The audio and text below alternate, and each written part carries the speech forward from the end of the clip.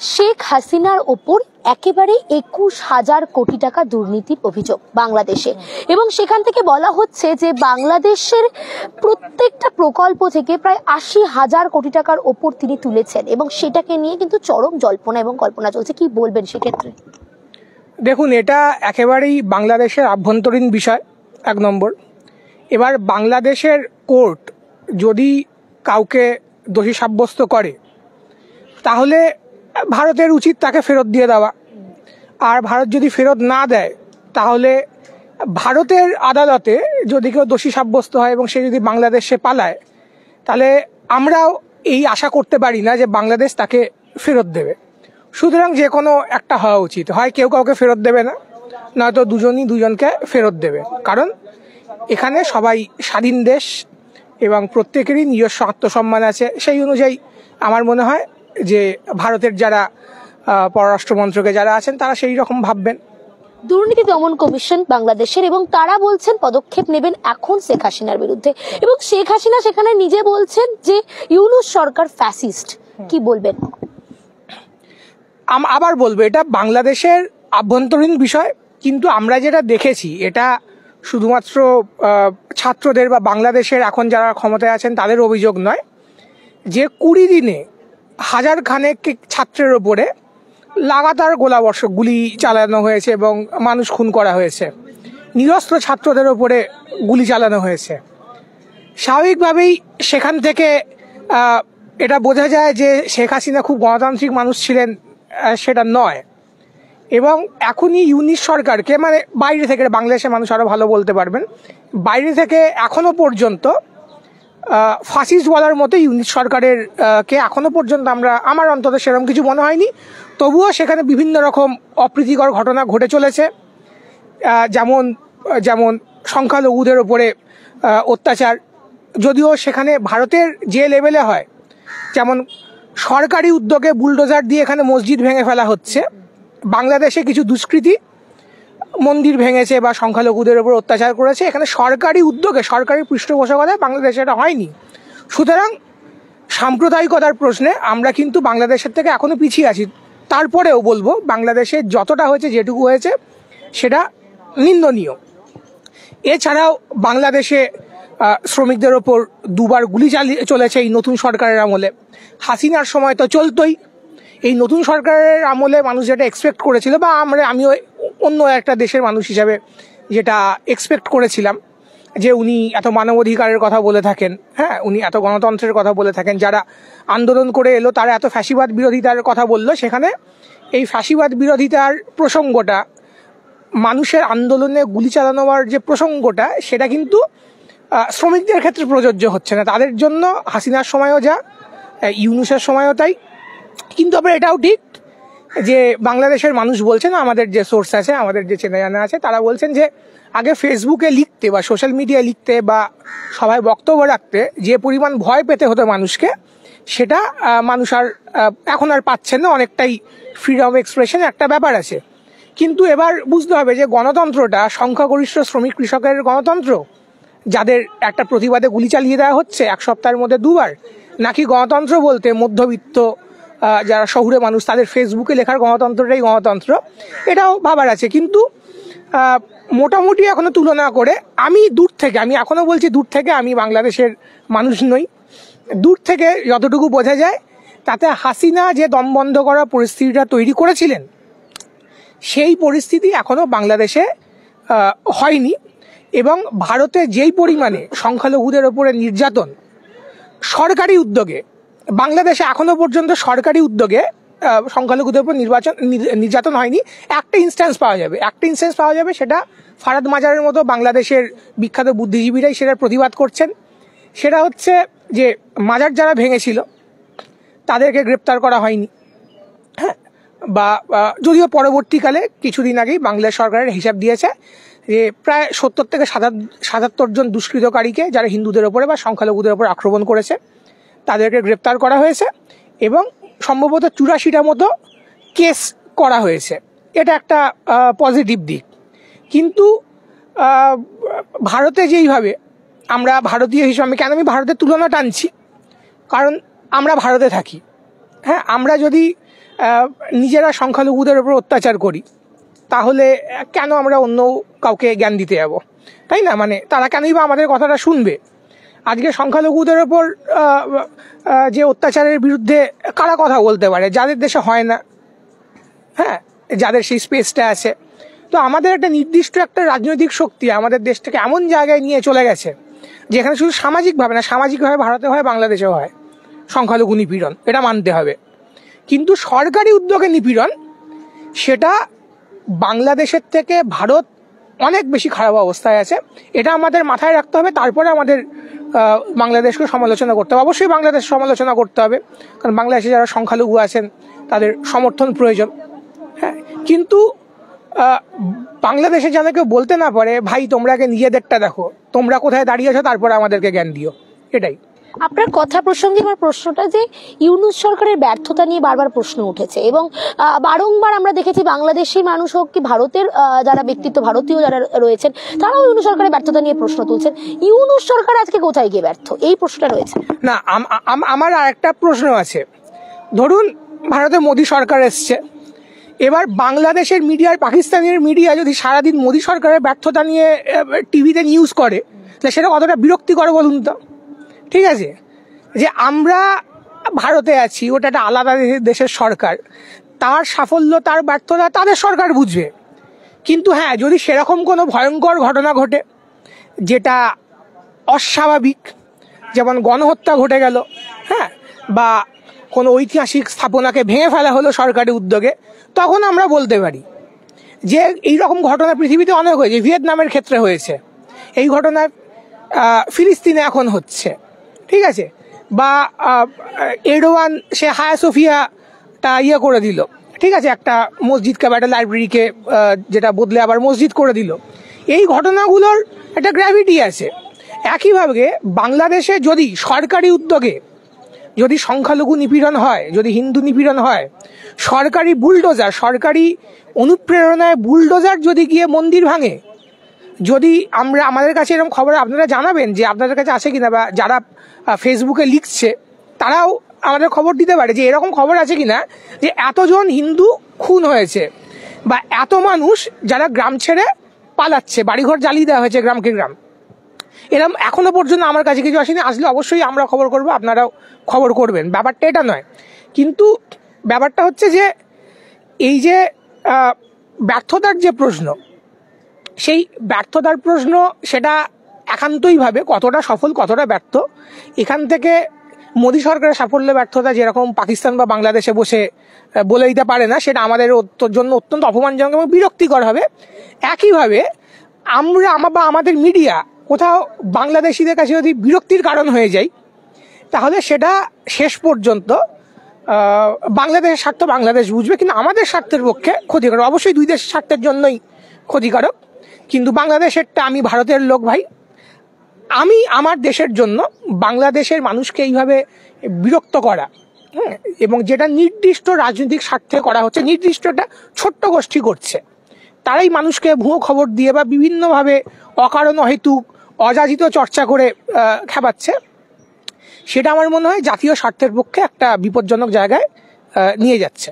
আমি ভারতীয় হিসেবে এই প্রশ্নটা রাখছি যে নরেন্দ্র মোদী তাহলে এখনো পর্যন্ত কেন চুপ? যে দেশের প্রধানমন্ত্রীকে নিয়ে বারবার প্রশ্ন উঠছে, কারণ দেশবাসীর প্রশ্নটা কোনো নির্দিষ্ট গোষ্ঠীর প্রশ্ন না, দেশবাসীর আশা ভরসার একজন প্রধানমন্ত্রী, তিনি এখনো পর্যন্ত আন্তর্জাতিক সম্পর্কের প্রসঙ্গে চুপ। শুনুন, নরেন্দ্র মোদী একজন রাষ্ট্রীয় প্রধান, কিন্তু মজার ব্যাপার হচ্ছে ভারতে এমন একটি সরকার এসছে যার দলীয় স্বার্থের সাথে রাষ্ট্রীয় স্বার্থের সংঘাতপূর্ণ।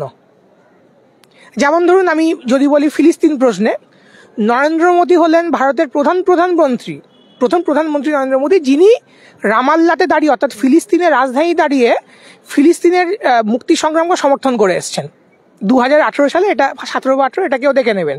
আর অন্যদিকে আরএসএস বা বিজেপির যে ইডিওলজিক্যাল বা মতাদর্শগত যে সখ্যতা, সেটা হচ্ছে ইসরায়েলের সাথে, ঠিক আছে? তাহলে মোদিও তো আরএসএস এর লোক, তাহলে কেন তাকে ফিলিস্তিনে গিয়ে সমর্থন জানাতে হচ্ছে? কারণ ভারতের যে জাতীয় স্বার্থ, সেটা রক্ষিত হয় ফিলিস্তিনের সাথে গেলে, ইসরায়েলের সাথে নয়। কিন্তু বিজেপি বা আরএসএস এর টেন্ডেন্সিটা হচ্ছে ইসরায়েলের সাথে যাব। একইভাবে বাংলাদেশ নিয়ে বিদ্বেষ তৈরি করা, মুসলিম নিয়ে বিদ্বেষ তৈরি করা, এটা হচ্ছে তার দলের রাজনৈতিক স্বার্থ। আর ভারতের জাতীয় স্বার্থ যদি বলি, সেটা হচ্ছে এটার বিরুদ্ধে যায়। যদি বাংলাদেশের সাথে খারাপ সম্পর্ক তৈরি হয়, যদি ওখানকার কে কেন্দ্র করে একটা মুসলিম বিদ্বেষ তৈরি করে দেওয়া যায়, তাহলে নরেন্দ্র মোদীর দলের উপকারী হবে, সেটা তারা করতে চাইছেন। অন্যদিকে এটাতে ভারতের পররাষ্ট্র মন্ত্রকের জন্য, ভারতের বাণিজ্যের জন্য এটা হচ্ছে অপকার। কারণ দুটো দেশের যদি সুস্থ সম্পর্ক না থাকে, তাহলে বাণিজ্য হবে না ভালো। হ্যাঁ, মানে আমাদের এখানে যদি ডাক্তাররা, হসপিটালগুলো বা দোকানদাররা তারা যদি বলেন বাংলাদেশিদেরকে বেচবো না, তাহলে চিকিৎসা দেবো না, বাংলাদেশিরা তো ফ্রিতে চিকিৎসা নেয় না, তাই না? তাহলে আমাদের হসপিটালগুলো কি পরিমাণে রুগী হারাবে। বাংলাদেশিরা নিজেদের দেশে হসপিটাল বানিয়ে নিতে পারে। ইউনিট সরকার যদি একটু উদ্যোগ নেয়, যদি চীনের সমর্থন নেয় বা ফান্ড নেয়, তাহলে সে হসপিটাল বানিয়ে নিতে পারবে। আমাদের ভারতের এই যে এত পানের গুমটির মতো দক্ষিণ কলকাতায় এই পরিমাণে প্রাইভেট হসপিটাল খুলে রেখেছে, তারা রুগী কোত্থেকে নতুন করে তৈরি করবে, তাই না? সুতরাং বাংলাদেশিরা ফ্রিতে চিকিৎসা নিতে আসে না, বাংলাদেশিরা চিকিৎসা নিতে না আসলে আমাদের হসপিটালগুলোরই ক্ষতি। একইভাবে আমরা যে মাল বেচি বাংলাদেশকে, পেঁয়াজ বেচি, ডিম বেচি, ফ্রিতে নেয় না, আমাদের কাছে মুদ্রা আসে। আমাদের যে এক্সপোর্টাররা, আমাদের যে কৃষকরা, যাদের মাল এক্সপোর্ট হয়, তাদেরও একটা বড় পরিমাণ ক্ষতি। সুতরাং এই যে বিদ্বেষের রাজনীতি চলছে, এই বিদ্বেষের রাজনীতি নির্দিষ্ট একটি গোষ্ঠী, রাজনৈতিক গোষ্ঠী, যারা ধর্মকে রাজনৈতিক টুল হিসাবে বা হাতিয়ার হিসাবে ব্যবহার করে, তাদের রাজনৈতিক স্বার্থে যায়। অন্যদিকে এটা ভারতের যে জাতীয় স্বার্থ, ভারতের ব্যবসাদারদের, ভারতের জনগণের যে স্বার্থ, তার বিপক্ষে যায়। সুতরাং নরেন্দ্র মোদীর দল একরকম কথা বলেন, আর নরেন্দ্র মোদী কি উল্টো কথা বলতে পারেন, নরেন্দ্র মোদী তখন চুপ থাকেন। হ্যাঁ, তো এটাই হচ্ছে জায়গা, এখানে এই দ্বন্দ্বটাকে বুঝতে হবে। এখান থেকে তাহলে যদি এই প্রসঙ্গে আসে, শুভেন্দু অধিকারীর মতো যে বিজেপি নেতৃত্বরা রয়েছেন, যারা বারবার আমরা দেখেছি বাংলাদেশ বর্ডারে দাঁড়িয়ে বিভিন্ন জায়গায় দাঁড়িয়ে বাংলাদেশিদের হুঙ্কার দিয়েছেন, ভারতীয়দের বাংলাদেশ নিয়ে বিভিন্ন রকম কথা বলেছেন, সেখান থেকে আমরা দেখতে পাচ্ছি তিনি বারবার হাসিনাকে সাপোর্ট করেছেন। তিনি বলেছেন যে হাসিনাকে আমরা একদম সসম্মানে প্রধানমন্ত্রী হিসেবে বাংলাদেশে পাঠাবো, স্যালুট করে নিয়ে যাওয়া হবে, তিনি কোট আনকোট কথাটা বলেছেন। তাহলে সেখান থেকে তিনি যদি আজকে এই ধরনের বক্তব্য রাখেন, সেখানে বাংলাদেশের সাথে সম্পর্ক আমাদের কিরকম দাঁড়াচ্ছে? আচ্ছা, একটা কথা বলি, পশ্চিমবঙ্গ একটা ভারতের অঙ্গরাজ্য, বাংলাদেশ একটা স্বাধীন সার্বভৌম দেশ। শুভেন্দু অধিকারী ভারতের একটি অঙ্গরাজ্যের একটি বিধানসভার একজন বিধায়ক। তার কথাকে কি বাংলাদেশ গুরুত্ব দেবে, নাকি প্রধানমন্ত্রীকে বা পররাষ্ট্রমন্ত্রীর কথাতে গুরুত্ব দেয়? সুতরাং এটাই হচ্ছে স্ট্র্যাটেজি। যখন বাংলাদেশ এটা নিয়ে প্রশ্ন করবে, তখন বলবে আরে ওটা কে, মানে একজন বিধায়ক যে ব্যক্তিগতভাবে বলেছে, ভারত রাষ্ট্র তো বলেনি। মোদী সরকার বা তার যিনি পররাষ্ট্রমন্ত্রী আছেন, তিনি যদি অফিসিয়ালি এসব না বলেন, সেটা কোনো দেশ ধর্তব্যের মধ্যে ধরেন না, মানে ধরা উচিত নয়। শুভেন্দু অধিকারী হোক বা আর চারটে লোক হোক, তারা কেন করছেন না? 2026-এ নির্বাচন আছে, সেখানে হিন্দু ভোটকে কনসলিডেট করার ব্যাপার আছে, এবং হিন্দু ভোটকে কনসলিডেট করতে গেলে যে করে হোক হিন্দুকে বোঝাতে হবে যে হিন্দু খাতরে মে হ্যায়। এবার হিন্দু যদি না বোঝে হিন্দু খাতরে মে হ্যায়, তাহলে সেরকম খাতরা তৈরি করতে হবে, সেরকম গল্প তৈরি করতে হবে। আসলে যারা উগ্রবাদী হয়, সেটা হিন্দু হোক, মুসলিম হোক, যে কোনো ধরনের উগ্রবাদী হোক, তারা সমাজকে যেইভাবে ব্যাখ্যা করার চেষ্টা করে, সমাজ অতটা এক্সট্রিম হয় না। অনেক রকম জটিলতা থাকে, অনেক রকম সম্পর্ক থাকে তার মধ্যে।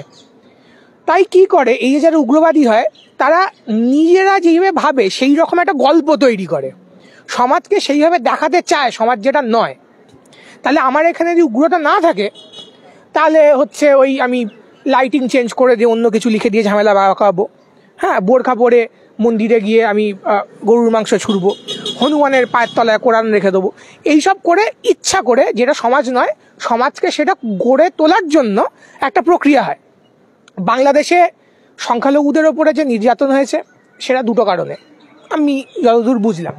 একটা কারণ হচ্ছে এখানকার মুসলিমরা যেরকম একটা বড় অংশ তৃণমূলের সমর্থক, কালকে যদি বিজেপি ক্ষমতায় আসে, তাই তৃণমূলের নেতাগুলো তো মার খাবে, যেরকম আমাদের সংস্কৃতি, খুব খারাপ সংস্কৃতি, কিন্তু এটাই বাস্তব। তো আচ্ছা, ববি হাকিমের যদি বাড়ি ভাঙচুর করে, তখন সেটা তৃণমূল মার খেয়েছে বলে ধরা হবে নাকি একজন মুসলমান মার খেয়েছে বলে ধরা হবে। এইভাবে প্রচুর যারা হিন্দু বাংলাদেশে, যারা অনেকে যেহেতু আওয়ামী লীগের কে ভোট দিতেন, আওয়ামী লীগের কর্মী সমর্থক ছিলেন, তারা মার খেয়েছেন। আবার এটাও ঠিক যে কিছু ধর্মীয় কারণে বিদ্বেষের ঘটনাও ঘটেছে এবং তার জন্য ওই 70 বা 77 জন অ্যারেস্ট হয়েছে, 84টা কেস হয়েছে। এবং বাংলাদেশকে অবশ্যই তার সাম্প্রদায়িক সম্প্রীতি নিয়ে চিন্তিত হওয়া প্রয়োজন এবং তারা সেটা করছেন বলেই মানে আমরা আশা করতে পারি। আশা করা ছাড়া তো আমাদের কোনো কাজ নেই। এবং বাংলাদেশের যারা হিন্দু তাদেরও ভরসা একমাত্র হচ্ছে সেখানকার মানবাধিকার কর্মীরা, সেখানকার যারা বুদ্ধিজীবী আছেন, যারা ভালো মানুষ আছে, তারাই হচ্ছে তাদের ভরসা। এখান থেকে, ভারত থেকে আমরা তাদের বিপদে ফেলা ছাড়া আর কিছু করতে পারবো না। ওখানে এই যে ইসকনের যিনি প্রাক্তন যে একজন সাধু, তাকে যখন ধরা হলো, তারপরে তার সরকারি উকিলকে হত্যা করা হলো, মার্ডার করা হলো। তার মধ্যে একজন মুসলমান এবং 3 জন হিন্দু, এবং ওদের অভিযোগ এরা আওয়ামী লীগের। যাই হোক, এরপরে স্বাভাবিকভাবেই একটা সাম্প্রদায়িক পরিস্থিতি তৈরি হলো। আমাদের এখানে হলে কি হতো, কোনো একজন মুসলিম ধর্মগুরুকে ধরা হলো, তারপরে সেখানে হচ্ছে 9 জন মুসলমান এবং একজন হিন্দু মিলে গিয়ে সরকারি উকিলকে, হিন্দু উকিলকে দিয়ে মার্ডার করে দেয়। স্বাভাবিকভাবে এটা সাম্প্রদায়িক একটা পরিস্থিতি তৈরি হবে। বাংলাদেশেও তাই হয়েছে। কিন্তু এই পরিস্থিতিতে এবার ভাবুন, পাকিস্তান থেকে, পাকিস্তানের ইসলামিক নেতারা তারা বিভিন্নভাবে হচ্ছে বলছে এখানকার মুসলমানরা অত্যাচারিত হচ্ছে, আমরা তাদের সাথে আছি, হ্যান করবো ত্যান করবো। তাহলে এখানকার মুসলমানরা যেরকম বিপদে পড়বে, একইভাবে বিজেপি RSS যেইভাবে রং চড়িয়ে এই ব্যাপারগুলোকে পরিবেশন করছে, তাতে বাংলাদেশের হিন্দুরা, আমার যে সোর্স আছে, আমার যে কানেকশন আছে, তারা বলছে এরা আমাদেরকে বিপদে ফেলে দিচ্ছে। কারণ এরা বিদ্বেষটাকে বাড়াচ্ছে। বাংলাদেশের শুভবুদ্ধি সম্পন্ন মানুষ যতটা ব্যাপারটাকে গোছাবার চেষ্টা করছেন, এখান থেকে সেটাকে আরো কেচিয়ে দেওয়া হচ্ছে। এবার পশ্চিমবঙ্গে 2014 সালের পরে যেইভাবে সোশ্যাল মিডিয়ায় আমরা বিদ্বেষ দেখতে পাচ্ছি, যেইভাবে বিদ্বেষমূলক কথাবার্তা আমরা দেখতে পাচ্ছি একটা ছোট্ট অংশ হিন্দু যুবকদের মধ্যে, তার দায় তো সমস্ত হিন্দু তো নেবে না, আপনি তো নেবেন না, বা অন্য কেউ নেবে না। এই যে একটি মুসলমান ছেলে, সে মাধ্যমিকে বা উচ্চ মাধ্যমিকে সেকেন্ড হয়েছিল, সে মুসলমান হওয়ার কারণে তাকে সোশ্যাল মিডিয়ায় যে পরিমাণে অপমান করা হলো, তাতে মানে ধর্ম মানা হিন্দু হোক, ধর্ম না মানে হিন্দু, সবাই প্রচণ্ড লজ্জিত। হ্যাঁ, যে একটা বাচ্চা ছেলেকে এইভাবে তার ধর্মের কারণে সেকেন্ড হয়েছে, ছেলেটা তার আনন্দের দিন, তাকে এইভাবে অপমান করা হচ্ছে। তো এই রকম লোকজন বাংলাদেশেও আছে, ভারতেও আছে। এই রকম কিছু হিন্দু উগ্র পাগলকে দেখিয়ে সমস্ত পশ্চিমবঙ্গের হিন্দু যুবকদের মনোভাবকে যেরকম মাপা যায় না, তেমনি বাংলাদেশের কিছু উগ্র মুসলিম পাগলকে দেখিয়ে, সাম্প্রদায়িক লোককে দেখিয়ে, আমরা যদি ধরে নিই গোটা বাংলাদেশটা এরকম, তাহলে তাদের ইতিহাসের কোনো জ্ঞান নেই। বাংলাদেশের সাহিত্য নিয়ে, সিনেমা নিয়ে, সেখানকার বুদ্ধিজীবীদের নিয়ে, সেখানকার মানুষের আন্দোলনের ইতিহাস নিয়ে, কৃষক আন্দোলন নিয়ে, শ্রমিক আন্দোলন নিয়ে কারো কোনো জ্ঞান নেই। ওই একদিনে যদি একটি দেশ সামগ্রিকভাবে কোটানকোট আফগানিস্তান হয়ে যায়, তাহলে বলতে হয় এত হুমায়ুন আহমেদের কোনো গুরুত্ব নেই, কাজী নজরুল ইসলামের কোনো গুরুত্ব নেই, তেভাগার কোনো গুরুত্ব নেই, মুক্তিযুদ্ধের কোনো গুরুত্ব নেই। কারণ আন্দোলনগুলো একটা মানুষের চেতনা তৈরি করে, একটা জেনারেশন তৈরি করে, তাই না? তাই আমরা যদি ধরে নিই যে একদিনে বা হাসিনা চলে গেল আর পুরো দেশ বদলে গেল, তাহলে বলতে হয় পুরোটা হাসিনার উপরেই টিকে ছিল। এই কথার তো কোনো মানে হয় না। তাই আমার মনে হয় আমাদের মানে অবশ্যই আমাদের প্রতিবেশী দেশ হোক, পৃথিবীর অন্যান্য দেশ হোক, সেখানকার মানুষের সুখ দুঃখের ওপরে আমাদের নজর রাখা উচিত। কিন্তু এটাও মাথায় রাখা উচিত, আমাদের নজর রাখাটা যেন বিদ্বেষ না তৈরি করে, যেন অন্য দেশের মানুষকে আমাদের প্রতি বিরক্ত না করে তোলে, যে আমাদের দেশের বিষয়ে আমার থেকে ভাই তুমি বেশি জানো, তাই না? এখন আমাদের পুরুলিয়ার সমস্যা নিয়ে যদি ফ্রান্সের কেউ যদি বিশাল প্রতিদিন জ্ঞান দেয়, ফ্রান্সের টিভিতেই দেখানো কোনো মানে হয়? বা পাকিস্তানে বা বাংলাদেশেও যদি রেগুলার জ্ঞান দেওয়া হয়, তাহলে এখানকার মানুষও সেটাকে ভালোভাবে নেবে না। এটাই হচ্ছে বিষয়।